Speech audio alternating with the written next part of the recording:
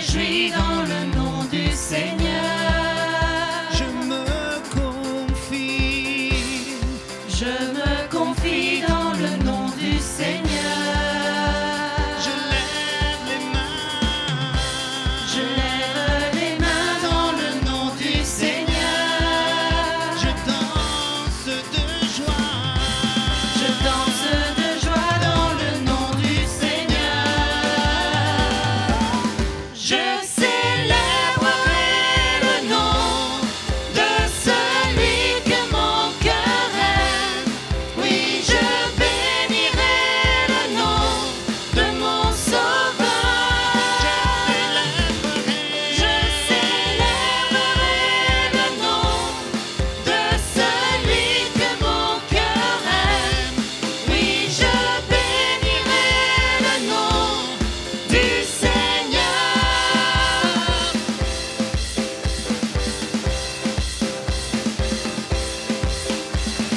Je célébrerai le nom du Seigneur. Je célébrerai le nom du Seigneur. Je célébrerai le nom du Seigneur. Je célébrerai. Je célébrerai le nom de celui que mon cœur aime. Oui, je bénirai le nom de mon Sauveur. Je célébrerai le nom de celui que mon cœur aime. Oui, je bénirai le nom du Seigneur.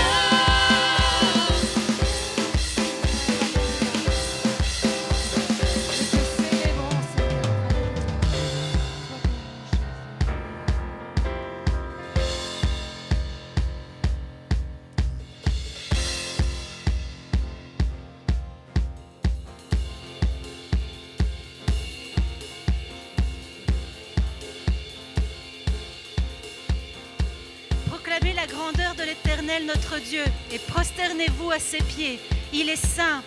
Moïse et Aaron parmi ses prêtres et Samuel parmi ceux qui faisaient appel à son nom s'adressaient à l'Éternel et il les exauçait. Il leur parlait dans la colonne de nuée. Ils ont respecté ses commandements et la loi qu'il leur avait donnée. Éternel notre Dieu, tu les as exaucés. Tu as été pour eux un Dieu de pardon, mais tu les as punis de leurs fautes.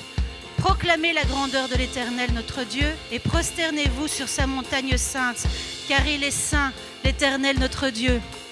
Et ce matin, je vous invite à vous prosterner devant lui, à proclamer sa grandeur, à élever des cris de joie, à élever des cris de reconnaissance, à élever vos mains, à taper des mains. Faites du bruit pour le Seigneur, élevez votre Dieu, car il est saint. Nous allons proclamer ce matin sa grandeur ensemble et nous allons l'accueillir à la maison, dans vos foyers, dans nos foyers. Accueillez-le, car ce matin, le Seigneur veut vous rencontrer.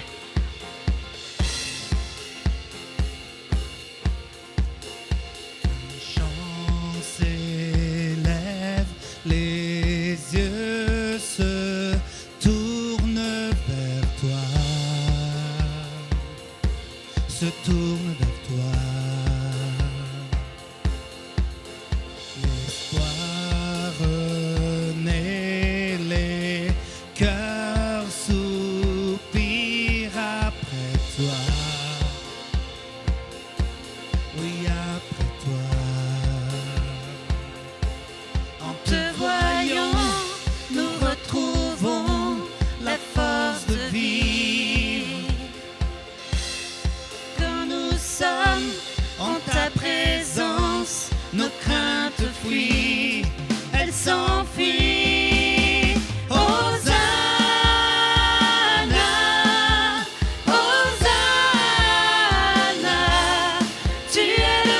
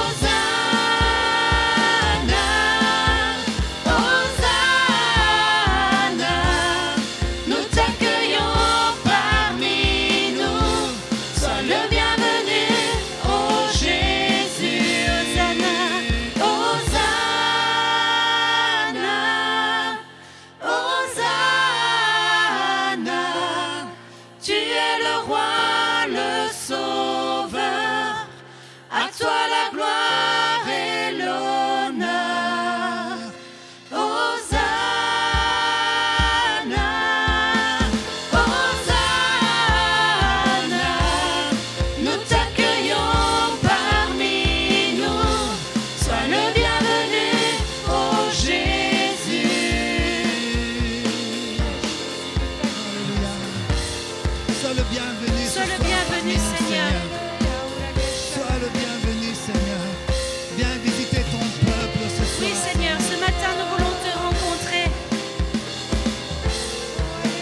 Seigneur. Nous voulons que tu agisses parmi nous. Viens, Seigneur, sens-toi libre. Seigneur. Viens rencontrer ton peuple, Seigneur. Nos cœurs sont Alléluia. ouverts à toi, Seigneur. Oh, gloire à ton Saint. Sois le bienvenu dans nos maisons. Béni sois-tu, Seigneur. Alléluia. Alléluia. À ton nom, Seigneur. La gloire, la puissance et l'honneur, Seigneur. À toi seul, Jésus. Alléluia. Tu es notre Tu es sauveur. notre Dieu. Tu es notre roi. Seigneur. C'est toi qui t'es donné pour nous, Père. Alléluia. Quelle grâce, Seigneur. Alléluia. Tu es grand et béni, Seigneur. À toi la louange et la gloire, Seigneur. Alléluia. Alléluia. Béni sois-tu, Seigneur. Nous te prions, Seigneur, d'habiter nos louanges, de siéger au milieu de nous, Seigneur. Et que ce matin, chacun de nous, Seigneur, nous puissions te rencontrer. Que chacun de nous puissions avoir un cœur à cœur avec toi. Nous sommes prêts, Seigneur. Viens.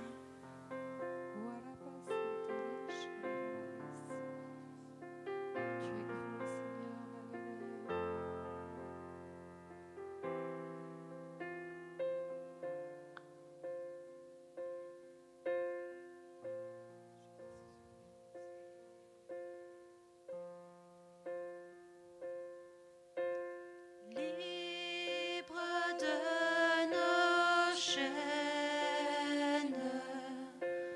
nous marchons vers toi. Ta main souveraine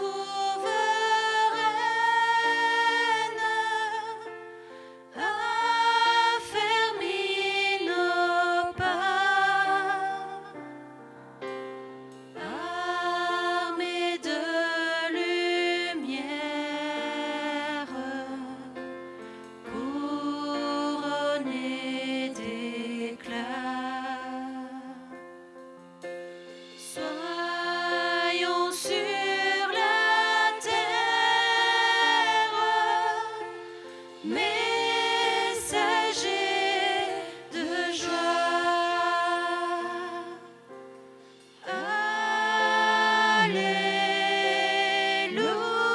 Alléluia, que ton règne vienne.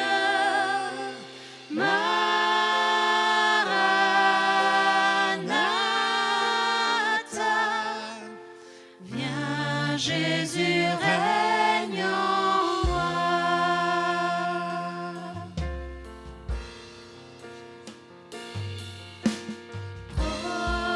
Proclamons sa grâce au cœur de la nuit. Recherchons sa face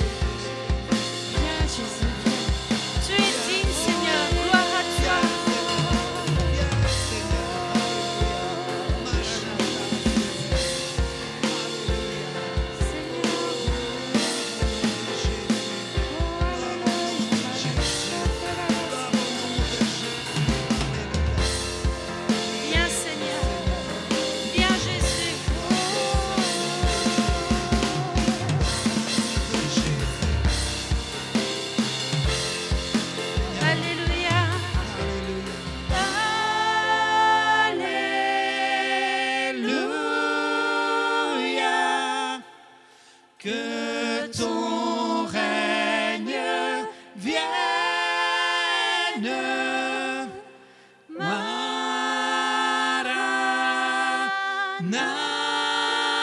Maranatha, viens Jésus, règne en moi.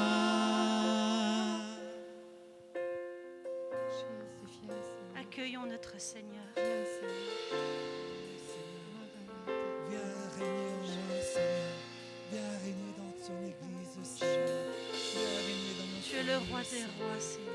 Alléluia. Tu es le Dieu souverain. Digne es-tu notre Père. Digne es-tu notre Père. Alléluia. Oh, gloire Nous ne pouvons que nous prosterner devant ta sainteté. gloire au nom de Jésus. Nous ne pouvons que nous prosterner devant ta majesté. Béni sois-tu, Seigneur. Alléluia. Tu es saint, Seigneur. Béni sois-tu, Seigneur.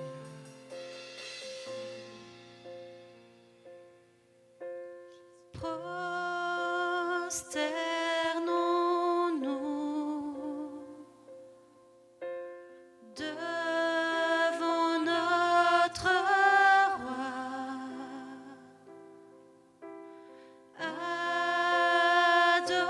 Adorons-le de tout notre cœur.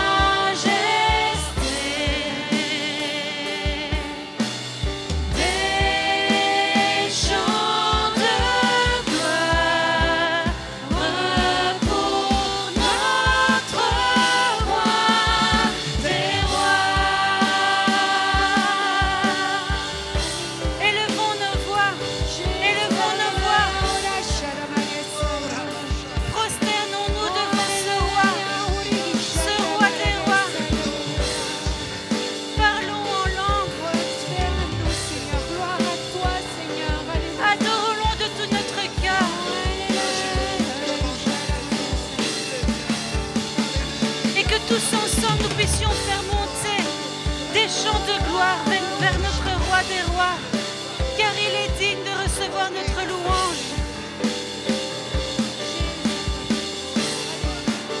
Tu es merveilleux, tu es saint, Seigneur. Ora basanta la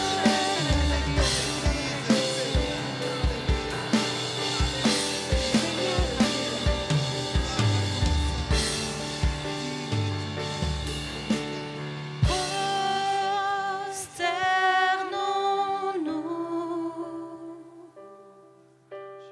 devant notre roi.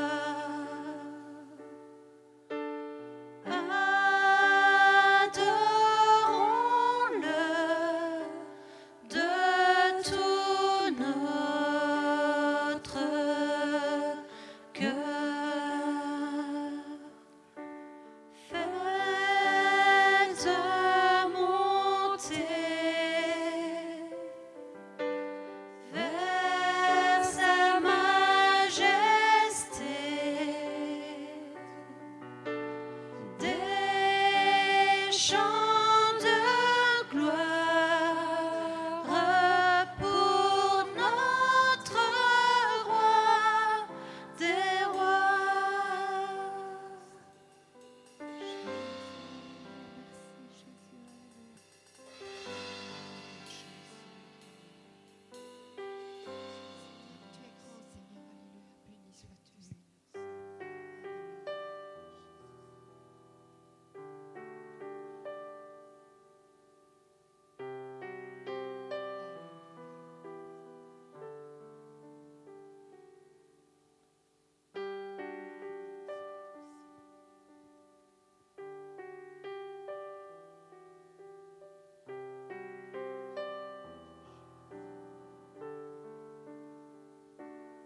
Quand je sonde l'univers, les astres que tu as créés, les océans, les mers, tout me révèle ta majesté. Alors mon âme veut s'écrier de tout mon cœur. Je veux chanter. Oh Dieu, tu es infiniment grand, éternel puissant, roi majestueux. Oh Dieu, tu es infiniment grand, éternel puissant, roi majestueux.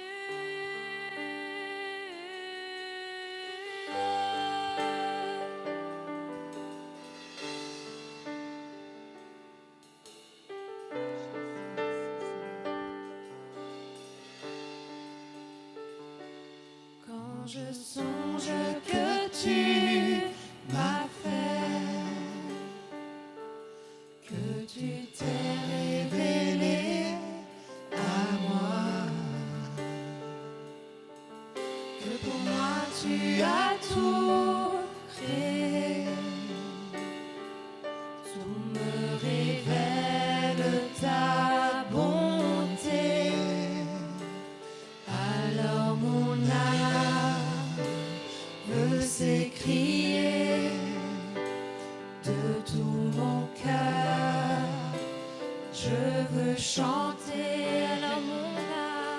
Alors mon âme veut s'écrier de tout mon cœur.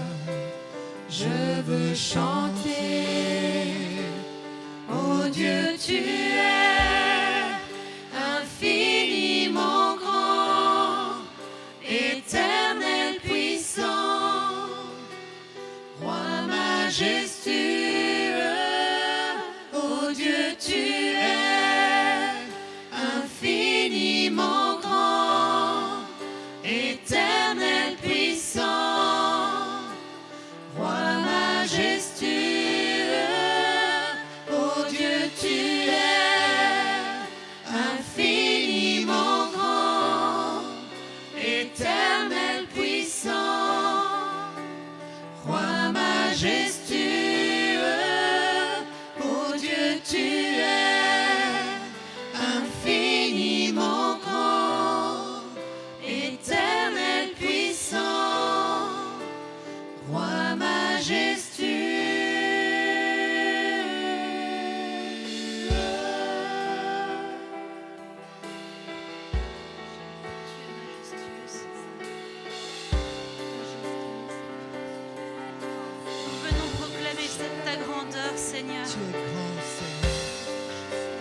c'est vrai, tu es infiniment grand.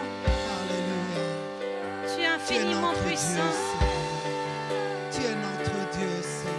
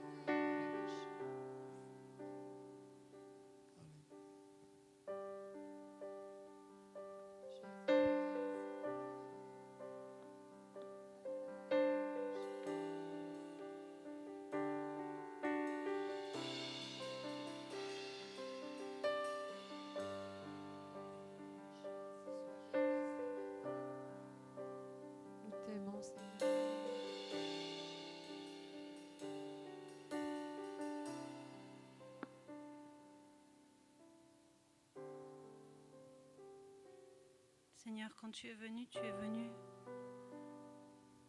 pour les pécheurs, pour les malades, pour les faibles, pour les cœurs brisés.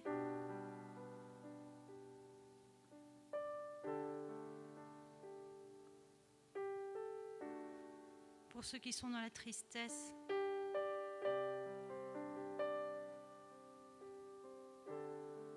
Car tu es venu nous donner une nouvelle paix.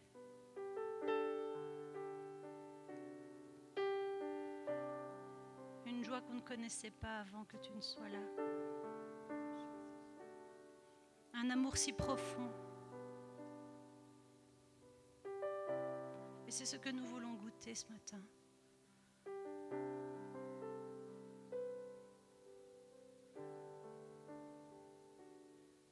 Tel que nous sommes, nous voulons venir à toi, Seigneur. Qu'on soit dans la joie ou dans la tristesse, qu'on soit dans l'allégresse ou dans le deuil.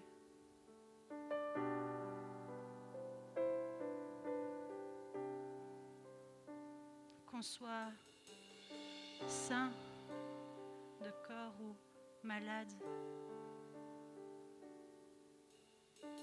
Nous voulons tout remettre à tes pieds, Seigneur, ce matin.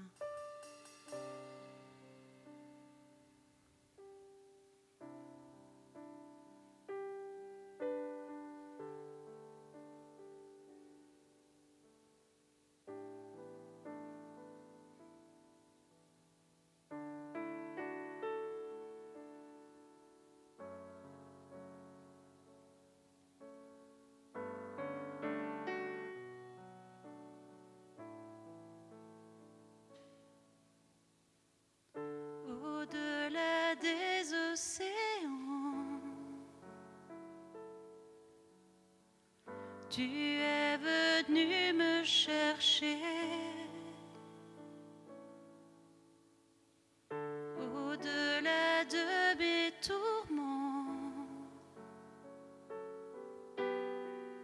ton amour a triomphé. Montre-moi la splendeur et la beauté qu'il y a à t'obéir de tout cœur, à se confier à ta voix. Tu viens relever le faible, tu le prends dans tes bras, tu le conduis vers ton Père, qui le console ici-bas. Entends le cri de ma prière, sois mon secours et ma joie. Passer de l'ombre à ta lumière, j'ai mis mon espoir en toi.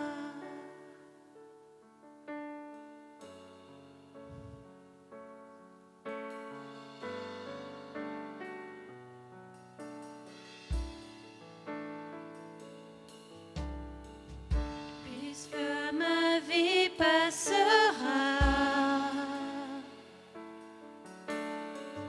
en toi je veux demeurer. Puisque tu triompheras,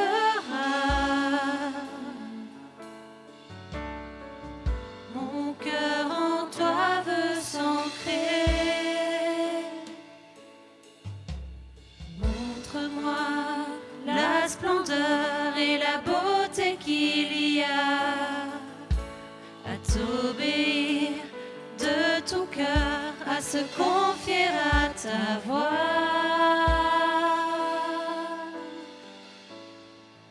Tu viens relever le faible, tu le prends dans tes bras, tu le conduis vers ton Père, qui le console ici-bas. Entends le cri de ma prière, sois mon secours et ma joie. Passer de l'ombre à ta lumière, j'ai mis mon espoir en toi.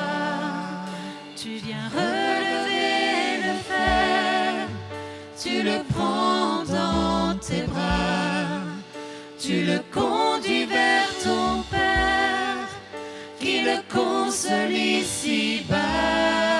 Entends le cri de ma prière, sois mon secours et ma joie. Passer de l'ombre à ta lumière, j'ai mis mon espoir en toi. Passer de l'ombre à ta lumière, j'ai mis mon espoir en toi.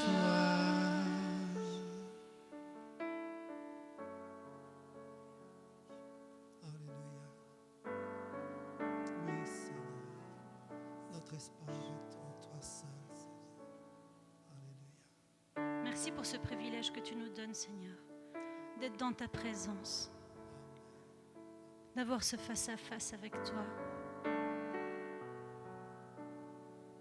Et je te prie de continuer à parler à nos cœurs pendant cette prédication, dans cette parole.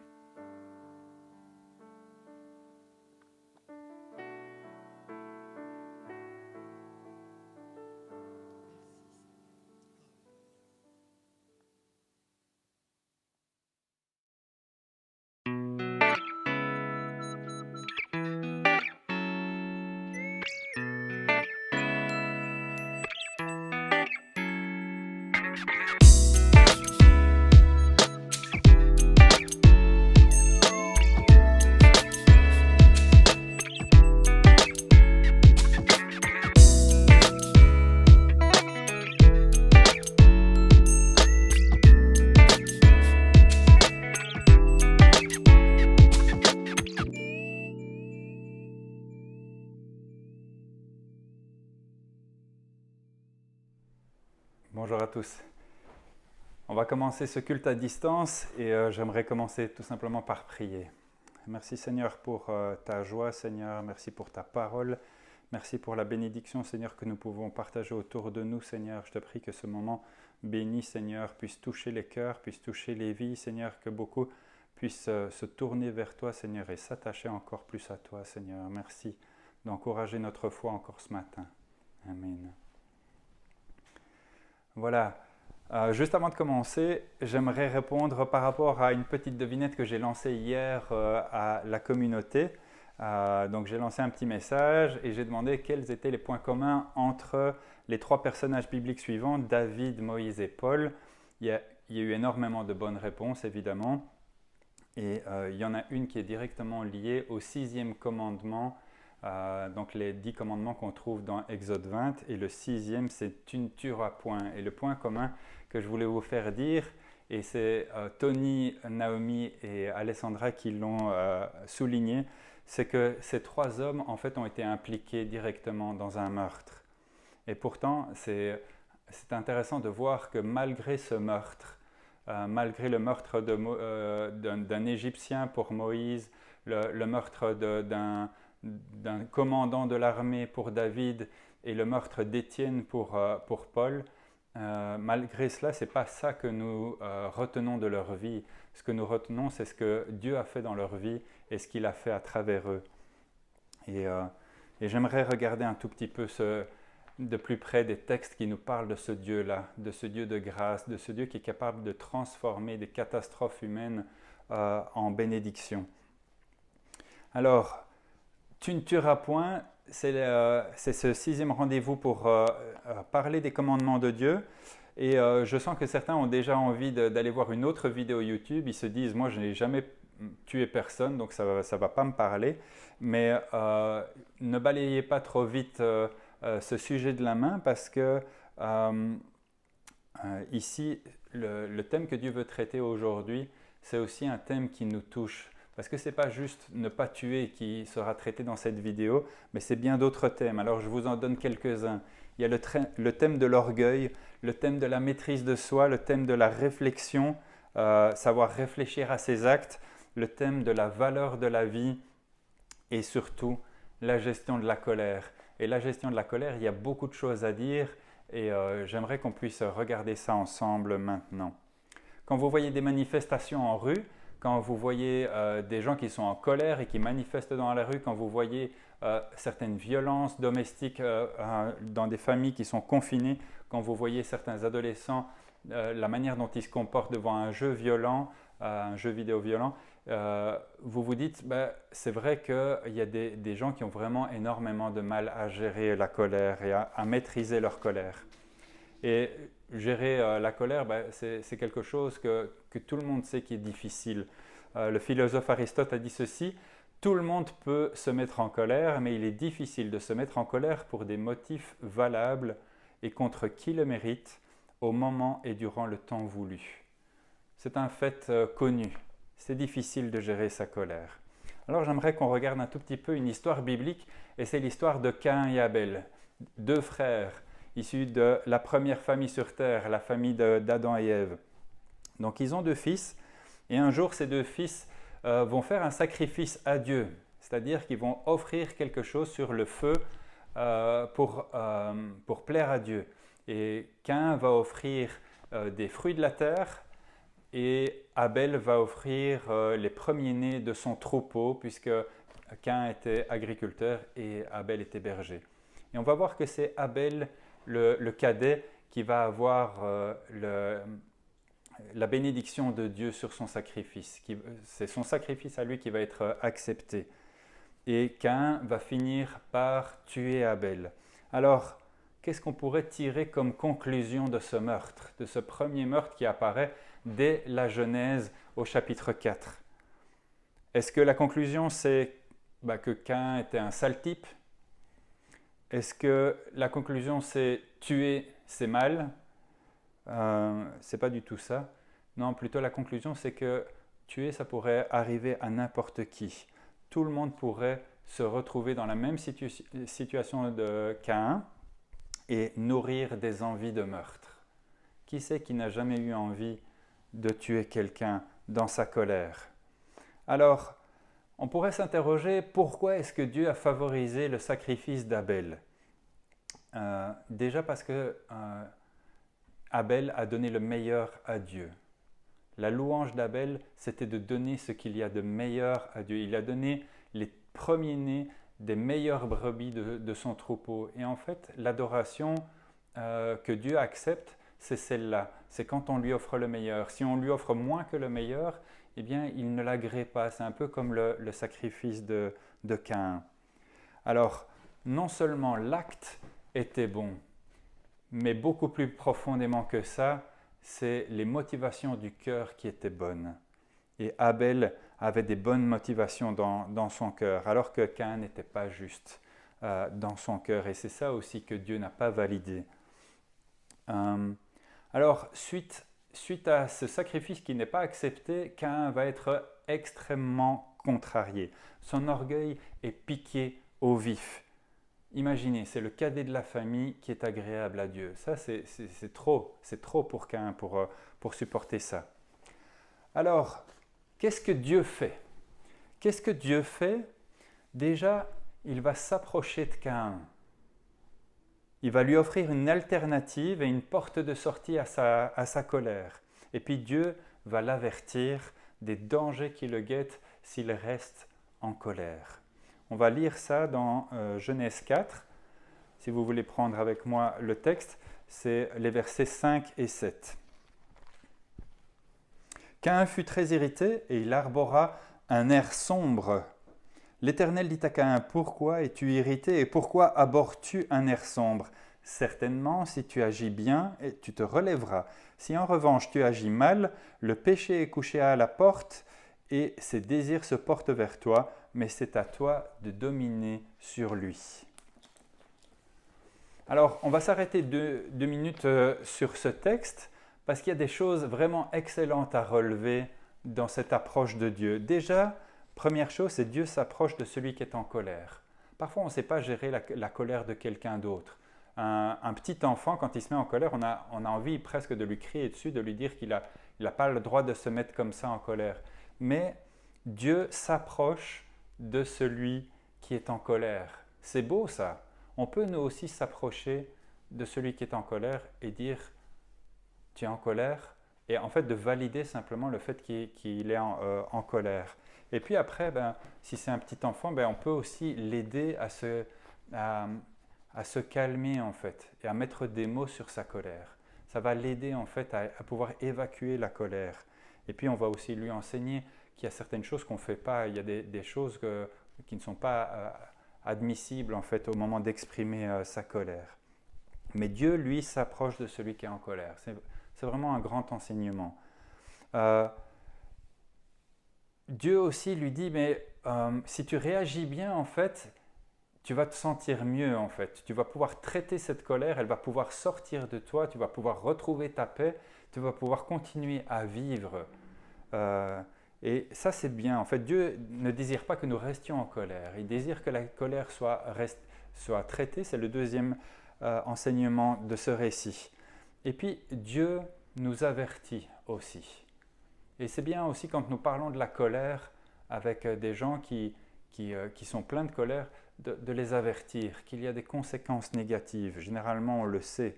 Mais si nous gardons la colère, il y a des choses négatives qui vont rester dans notre propre vie. Alors, que fait Caïn?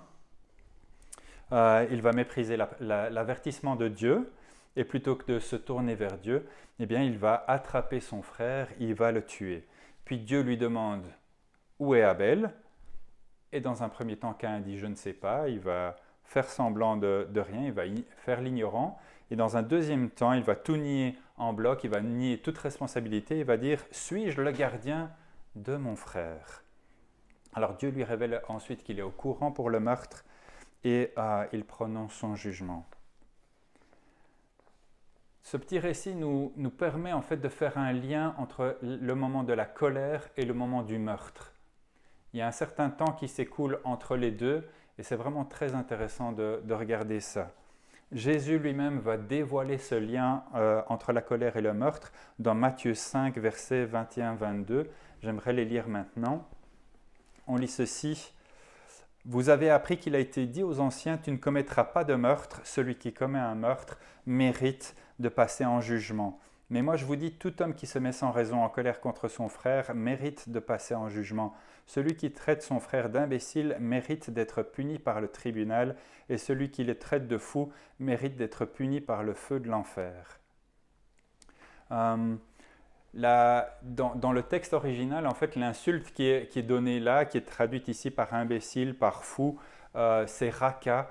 Et peut-être qu'on n'a pas l'équivalent aujourd'hui par rapport à cette injure que ce personnage dit, mais en gros, si on voulait trouver un équivalent dans la langue française aujourd'hui pour cette insulte, ce serait comme de dire « t'es tellement bête que tu ne mérites pas de vivre ». C'est un peu ça, en fait, l'insulte qui est là, qui est une insulte extrême.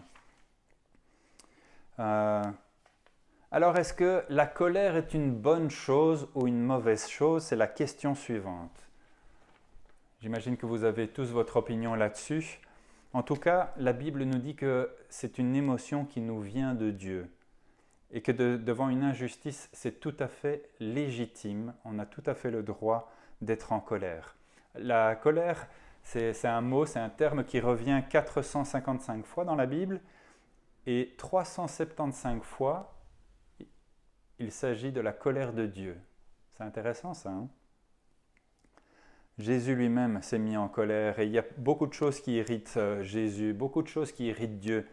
C'est par exemple l'injustice, c'est l'hypocrisie, c'est le mensonge, c'est la méchanceté. Mais ce qu'il y a de beau à regarder chez Dieu, c'est qu'il est parfaitement juste quand il se met en colère. Et quand il exprime sa colère, c'est également juste. Nous, on a beaucoup de choses à apprendre de Dieu par rapport à ça. Alors, quels conseils pratiques je pourrais vous donner à propos de la gestion de la colère? Quels sont les conseils qu'on trouve dans la Bible et comment on pourrait les appliquer à la gestion de la colère aujourd'hui? Le premier conseil que je pourrais vous donner, c'est de réfléchir à la situation. Pourquoi est-ce que je suis en colère? Caïn, il n'était pas du tout dans une attitude d'humilité pour admettre son tort et tirer une leçon de la situation. Il ne s'est pas dit, tiens, il y a un truc qui cloche, en fait, moi, ma fumée, elle ne s'élève pas vers Dieu, on dirait que ce n'est pas agréable mon sacrifice, pourquoi? Et parfois, même dans l'Église, on peut voir quelqu'un qui est vraiment béni et être irrité en soi et se dire, mais tiens, pourquoi cette personne-là, elle est bénie et pas moi? Au lieu de se poser la question, il y a peut-être quelque chose dans ma relation à Dieu qui ne va pas en ce moment. Est-ce qu'il n'y a pas quelque chose qui bloque en fait la bénédiction de Dieu sur ma vie? Est-ce qu'il n'y a pas quelque chose entre Dieu et moi qui fait que la relation n'est pas comme elle devrait être? Alors, c'est vraiment très compliqué de s'apaiser et de prendre un moment pour réfléchir. On trouve dans Jacques 1,19 le texte suivant « Ainsi donc, mes frères et sœurs bien-aimés, que chacun soit prompt à écouter, donc soit rapide à écouter, lent à parler et lent à se mettre en colère. » Pour bien comprendre notre colère et pourquoi on est en colère, c'est bien d'avoir un petit peu de temps. C'est bien d'avoir un petit délai devant soi. Un petit délai avant de parler, c'est une excellente chose. Ça permet de ne pas avoir regretté les paroles qui pourraient sortir si elles sortent trop vite. Savoir mettre un frein à notre bouche et réfléchir à ce qu'on a envie de dire au moment où on est en colère, c'est une très très bonne chose. Le deuxième conseil que j'aimerais vous laisser par rapport à la gestion de la colère, c'est respecte-toi et humilie-toi ou choisis l'humilité. Caïn, certainement, il avait basé une grosse partie de son estime de lui-même et de sa valeur sur son statut d'aîné. C'est lui le premier de la famille. C'est lui l'aîné, c'est lui le plus grand. Mais au moment où son sacrifice a été refusé, c'est comme si Abel passait en premier aux yeux de Dieu. Et ça, il n'a pas pu gérer cet état de choses. Il n'a pas pu gérer ce changement. Et comme conclusion, j'aimerais pouvoir dire par rapport à Caïn que, en fait, une juste estime de soi, c'est une clé pour pouvoir gérer la colère. À partir du moment où tu sais qui tu es et tu as une saine image de toi, une saine image de la valeur de toi-même, en fait, tu es suffisamment rassuré au moment où il faudrait, par exemple, admettre un tort et pouvoir le faire humblement. Ça ne va pas te coûter, en fait. Une autre chose que j'aimerais dire par rapport à notre valeur et notre estime de soi, c'est que ce 6e commandement, en fait, si on lit entre les lignes, il nous parle de quoi? Tu ne tueras point. Il nous parle de la valeur de la vie. Pourquoi est-ce qu'une vie humaine a de la valeur? La Bible nous dit que nous sommes les seuls êtres vivants à être créés à son image. Que nous sommes les seuls qui possédions cette dignité et ce privilège. Et ça attribue à notre vie une valeur au-dessus du reste de la création. Toute la Bible nous communique aussi ce message par rapport à cette vie et à la valeur de cette vie, que nous n'avons pas entièrement le contrôle sur cette vie. Ce n'est pas à nous de décider quand elle commence, ce n'est pas non plus à nous de décider quand elle se termine. Et donc le 6e commandement, ce sont des saines limites que Dieu nous communique par rapport à la vie. Nous n'avons pas le contrôle. Dieu nous dit que c'est lui qui décide à quel moment une vie doit prendre fin. Ce contrôle est hors de notre portée. Ce n'est pas à nous. C'est vrai que nous sommes créés à l'image de Dieu, mais nous avons aussi péché. Nous avons vécu la chute, et à cause de cette chute, c'est vrai que notre estime de soi, elle a fortement baissé. Et notre réflexion sur comment gérer la colère, elle est aussi devenue très compliquée. Et c'est ça qui est beau, au fait, dans la Bible, c'est de trouver quelqu'un en dehors de l'humanité qui peut nous conseiller par rapport à la gestion de la colère. Et si on veut vraiment trouver des ressources pour gérer la colère, ce n'est pas dans un manuel sur l'estime de soi, ce n'est pas dans un manuel sur l'épanouissement personnel qu'on va le trouver, c'est vraiment dans la relation à Dieu qu'on peut le trouver. Ça, c'était le 2e conseil. Le 3e conseil que j'aimerais vous laisser encore ce matin, c'est « traite la colère que tu ressens ». Matthieu 5, 23-24 nous invite à traiter le problème avant même de continuer à louer Dieu. Alors je vais lire ces quelques versets. Si donc tu présentes ton offrande vers l'autel et que là tu te souviennes que ton frère a quelque chose contre toi, laisse ton offrande devant l'autel et va d'abord te réconcilier avec ton frère, puis viens présenter ton offrande. Mets-toi rapidement d'accord avec ton adversaire pendant que tu es en chemin avec lui, de peur qu'il ne te livre au juge et que le juge ne te livre à l'officier de justice et que tu ne sois mis en prison. Je te le dis en vérité, tu ne sortiras pas avant d'avoir remboursé jusqu'au dernier centime. Dieu nous dit, mais gère ta colère. Ne fais pas comme si elle n'existait pas, ou ne fais pas comme si elle va s'apaiser toute seule. Il nous invite à faire des démarches concrètes. Dans Éphésiens 4, 26, la Bible nous invite aussi à ne pas aller nous coucher, ne pas aller nous mettre au lit remplis de colère. Ça veut dire peut-être que ce jour-là, il faudra aller se coucher un peu plus tard que ce qu'on avait prévu, mais ça vaut la peine parce qu'alors notre cœur sera dégagé de la colère et nos pensées vont pouvoir s'apaiser et la colère ne va pas commencer à faire en nous un travail de destruction parce que vous savez que la colère nous ronge de l'intérieur. Il y a des personnes qui sont ulcérées à cause de la colère. Il y a des personnes qui n'arrivent plus à dormir à cause de la colère. Il y a des personnes qui ont des symptômes à l'intérieur de la colère parce qu'ils n'ont pas exprimé la colère, ils l'ont gardée à l'intérieur d'eux-mêmes. Et de ce fait-là, en fait, c'est le corps qui paye le prix de cette colère qui n'a pas été traitée. Il y a même des impacts au niveau psychologique. On peut être dans une dépression à cause d'une colère non traitée. Mon 4e conseil, et c'est la Bible qui nous donne ce conseil, c'est de pardonner et de ne garder aucune rancune.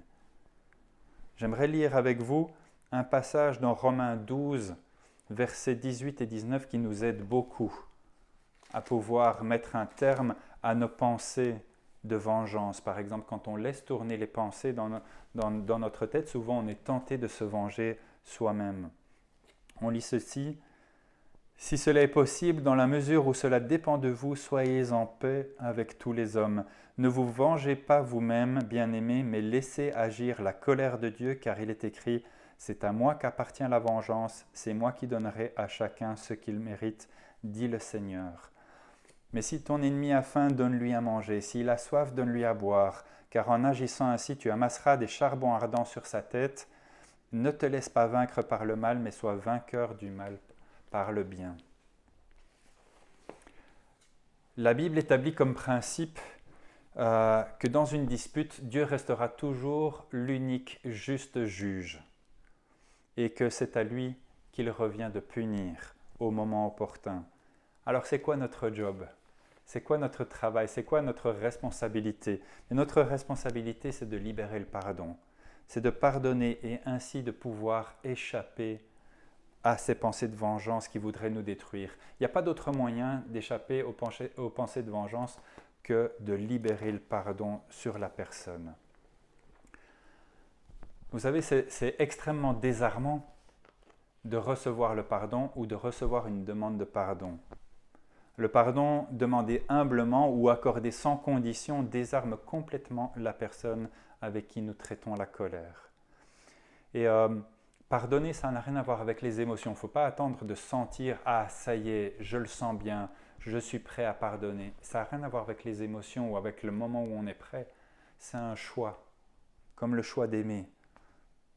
Je choisis de pardonner. C'est moi qui choisis. Et je me base sur l'exemple de Dieu qui m'a pardonné pour pouvoir pardonner aux autres. Alors, Dieu a tellement envie de nous aider à pardonner. Il a tellement envie de nous aider à gérer notre colère qu'il veut nous remplir de sa nature. C'est juste extraordinaire. Comment est-ce que Dieu s'y prend? Eh bien, tout simplement, quand nous lui demandons d'être rempli du Saint-Esprit, en fait, c'est sa personne qui vient, c'est son caractère qui vient. Et quand nous sommes remplis de son esprit, il y a des fruits visibles dans notre vie. C'est Galates 5 qui nous en parle. Il nous parle de l'amour, de la joie, de la paix, de la bienveillance, de la bonté, de la patience, de la foi, de la douceur et de la maîtrise de soi. Vous savez, quand on est en colère, on est sous pression. Hein? Et j'aimerais qu'on puisse faire un parallèle entre nos vies et un tube de dentifrice. Vous et moi, on est comme un tube de dentifrice. Quand un tube de dentifrice est sous pression, eh bien, ce qui est à l'intérieur sort. Et si nous, on est rempli de l'Esprit Saint, quand on est sous pression, il y a des choses qui vont sortir, qui vont être évidentes pour tous. C'est que Dieu est à l'intérieur de nous. Et c'est un témoignage, ça. Mon 5e conseil, c'est le dernier, c'est de prier pour gérer la colère. Alors, on est d'accord, hein, vous et moi, au moment où on est en colère, la dernière chose à laquelle on pense, c'est d'aller prier Dieu. Ça, je pense qu'à ce niveau-là, il y a l'unanimité. Mais une fois qu'on a réussi à s'apaiser et qu'on a réussi à se tourner vers Dieu, en fait, ce qui va tout changer, c'est quand on vient humblement devant lui pour obtenir justice, pour observer ce qui s'est passé, parfois peut-être pour exprimer notre incompréhension face à la situation, pour aussi libérer cette colère et exprimer cette colère, parce que c'est bon quelquefois d'exprimer la colère. Pas forcément des mauvaises paroles qui peuvent suivre la colère, mais en tout cas d'exprimer la colère et notre désaccord avec ce qui se passe, c'est bon de le faire. Mais c'est aussi bon de prier pour rechercher le secours de Dieu dans la gestion de la colère. De cette manière, en fait, par la prière, on peut lui demander d'obtenir grâce, parce qu'on est faible par rapport à la colère, on est faible par rapport aux réactions qu'on aimerait enclencher par rapport des suites de la colère. Jacques 4, au verset 6, nous dit ceci : « Cependant, la grâce qu'il accorde est plus grande encore. C'est pourquoi l'Écriture dit « Dieu s'oppose aux orgueilleux, mais il fait grâce aux humbles. » Ça demande beaucoup d'humilité. Ça demande de connaître Dieu et de pouvoir aller vers lui vraiment en ouvrant son cœur et en recherchant son soutien par rapport à cette gestion-là. Et c'est seulement quand nous acceptons que Dieu regarde dans nos émotions, regarde dans nos pensées et puisse nous aider depuis l'intérieur que les choses qui vont sortir alors vont être transformées et que notre gestion de colère n'aboutira jamais à un meurtre, à une issue fatale. J'aimerais vraiment qu'on puisse prier maintenant. Seigneur, c'est un sujet extrêmement délicat, Seigneur, cette gestion de la colère, cette gestion de l'estime de soi, de l'humilité, Seigneur, de refuser tout orgueil, Seigneur. Et nous avons absolument besoin de toi, Seigneur, et de ton appui. Nous avons absolument besoin de toi à l'intérieur de nous, que tu puisses regarder, Seigneur, ce qui est en nous, nos émotions, nos pensées, Seigneur, que tu puisses nous purifier, Seigneur, que tu puisses entendre, Seigneur, ce que nous vivons, ce que nous ressentons et ce que nous pensons, Seigneur, et que une fois que nous avons parlé, nous puissions écouter ce que toi tu as à dire dans cette situation, Seigneur, comme tu l'as fait pour Caïn, Seigneur. Merci, Seigneur, de venir toucher, Seigneur, tous ceux qui souffrent, Seigneur, à cause de leur mauvaise gestion de la colère, Seigneur, qui ont peur de leur propre réaction quand ils se mettent en colère, Seigneur. Ce matin, Seigneur, tu visites les foyers, Seigneur, pour ces personnes-là, Seigneur, et tu t'approches d'elles, Seigneur. Et tu nous redis, Seigneur, que nous pouvons vaincre, Seigneur, la colère par le bien, Seigneur, en prenant les bonnes décisions, Seigneur. Merci, Seigneur, aussi pour Jésus-Christ, qui a libéré le pardon sur nos vies alors que nous étions coupables, nous aussi, Seigneur. Tu aurais pu déverser ta colère sur nous, Seigneur, à cause de nos fautes, mais tu as dit à la croix, Père, pardonne-leur, car ils ne savent ce qu'ils font. Merci, Père, pour un si grand salut, un si grand pardon, une si grande colère qui a été déviée sur Jésus à la place d'être déviée sur nous-mêmes, Seigneur. Merci, Père, dans le nom de Jésus. Amen. J'aimerais encore vous faire une dernière annonce pour vous dire qu'aujourd'hui, dimanche 29 novembre, beaucoup d'églises apostoliques à travers l'Europe vont prier par rapport au coronavirus, par rapport à la fin de cette épidémie, de cette pandémie, et également pour que les gens soient impactés par la parole de Dieu, par la présence de Dieu en Europe.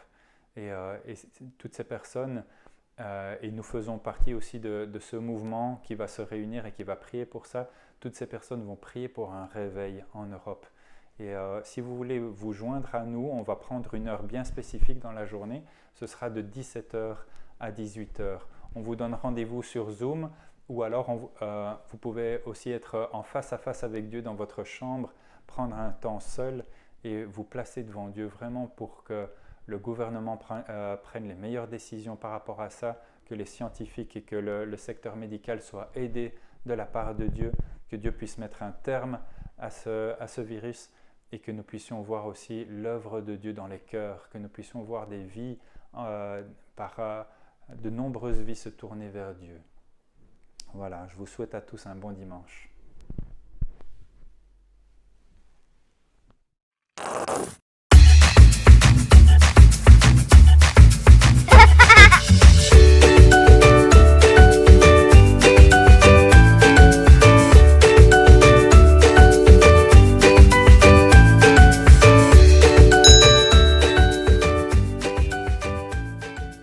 Salut les copains, j'espère que vous allez bien ce matin. Aujourd'hui, je vais vous parler d'un personnage de la Bible, Jean, que l'on appelait aussi Jean-Baptiste. Sais-tu pourquoi on l'appelait Jean-Baptiste? Oui, parce que c'est lui qui baptisait les gens dans le fleuve du Jourdain. C'est lui aussi qui a baptisé Jésus. Alors, approche-toi et écoute, je vais te raconter l'histoire de Jean-Baptiste. Jean-Baptiste, c'est lui. Il crie dans le désert de Judée, « Changez votre vie! Oui, le royaume des cieux est tout près de vous. » Il lance un appel à changer de vie partout dans la région du Jourdain. Alors, les habitants de Jérusalem, de toute la Judée et de toute la région du Jourdain viennent vers lui. Ils demandent pardon pour leurs péchés et sont baptisés dans l'eau du Jourdain. Ensuite, après cela, Jean leur dit « Faites de bonnes actions pour montrer que vous avez changé votre vie. Celui qui a 2 vêtements doit en donner un à celui qui n'en a pas. Celui qui a de la nourriture doit en donner à celui qui n'en a pas. » Alors Jésus vient se faire baptiser par Jean, et dès qu'il fut baptisé, le ciel s'ouvre et l'Esprit de Dieu descend sur lui comme une colombe. Une voix vient du ciel. « Celui-ci est mon Fils bien-aimé. C'est lui que j'ai choisi. » J'espère que cette histoire t'a plu. Pour voir si tu as été bien attentive, je vais te poser 2 petites questions. Alors, première question. Qui baptisait les gens dans le fleuve du Jourdain? Mais oui, bien, c'est Jean-Baptiste. Deuxième petite question. Pourquoi voulait-il être baptisé? Oui, effectivement, parce qu'il regrettait leurs fautes et il voulait être lavé de leurs péchés. Il voulait suivre Jésus. Très bien. Jean-Baptiste avait une mission très importante. Il parlait à la foule et annonçait la venue imminente de Jésus. Il incitait les gens à reconnaître leurs péchés et à se repentir. Alors, certaines personnes l'écoutèrent, mais d'autres se moquèrent de lui. C'est Dieu qui lui donna la force de parler à la foule avec courage, car il voulait que tout le monde connaisse Jésus. Et il n'avait pas peur de parler de lui. Je pense que Jean-Baptiste est un exemple pour nous. Nous ne devons pas avoir peur de parler de Jésus à des copains qui ne connaissent pas Dieu. Peut-être que parfois tu as peur de parler de Jésus à un copain qui ne connaît pas Dieu. Alors, je t'encourage à prier. Tu peux prier et demander à Dieu de t'aider. Alors ferme tes yeux et répète après moi. Seigneur, donne-moi la force et le courage de parler de toi aux gens qui ne te connaissent pas. Merci Seigneur de m'avoir lavé de mes péchés. Amen. Avant de passer au bricolage, je te laisse un verset. Annoncer la parole de Dieu avec beaucoup de courage. Acte 4, verset 29. Alors on va répéter ensemble. Annoncer la parole de Dieu avec beaucoup de courage. Acte 4, verset 29. Super les amis! Alors, pour ton bricolage, tu as besoin de ta feuille à dessin, des marqueurs de couleur, d'une paire de ciseaux, un bâton de colle et un bâton de glace. Pour commencer, colorie les différents dessins. Ensuite, découpe le long de la ligne tous les dessins. Découpe le petit ovale pour obtenir un trou. Colle à présent les grenouilles sur l'avant du rabat. Et enfin, colle le personnage de Jésus sur le bâton. Plie le rabat en 3 et glisse le bâtonnet dans le trou. Tu pourras ainsi faire entrer et sortir Jésus de l'eau alors qu'il se fait baptiser. Bon amusement et à la semaine prochaine!